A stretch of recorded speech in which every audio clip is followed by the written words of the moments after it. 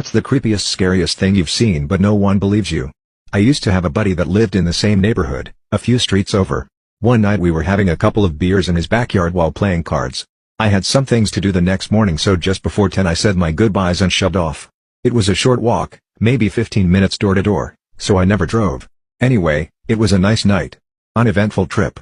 But when I got home, my roommate was coming out the front door, coffee in hand, and dressed for work. He gave me a funny look and said he thought I was asleep since my truck was in the driveway. I told him where I'd been and asked why he was going into work at night. That's when he kind of laughed and asked if I was drunk. We stared at each other for a minute and then he told me it was just after 5 in the morning and he was going in just like he usually did. In my entire life, I'd never felt more confused than I did in that moment. I could tell he was dead serious, but I knew I had just left my friend's house. I checked my phone and sure enough, 5-something in the AM. My roommate left for work. I paced circles in the living room for a bit, then called the friend whose house I'd just left.